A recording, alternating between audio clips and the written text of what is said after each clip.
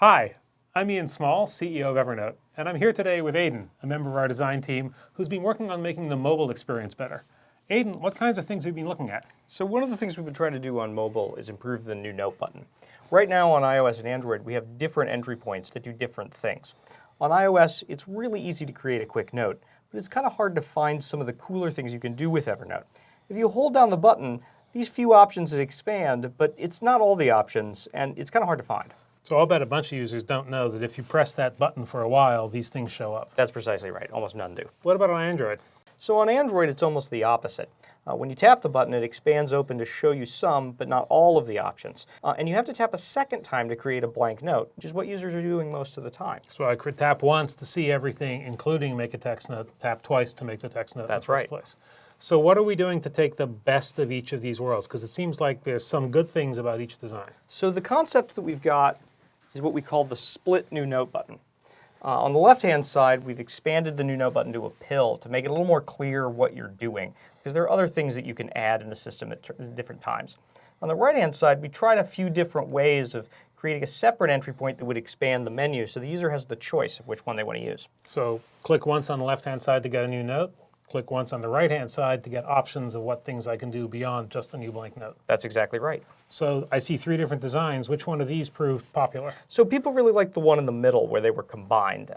We actually thought that the one on the right-hand side would be more popular, but most users gravitated towards this concept. Everybody seemed to understand what was going to happen. This is why user testing is always important. Yes, it is. So I click on the right-hand side. What happens next? So the next thing would happen is you get an expanded menu, much like Android, that would show you all the options. So you can do something like start a new handwriting note or add a reminder. And these are three different designs we put in front of users? This is three of many, and the one that we actually ended up with was something closer to this. We show here the sort of expanding the button out into a green block with various options. I think users really liked the contrast that came from putting the text on top of this green area. And we also tested the number of things we put in the menu.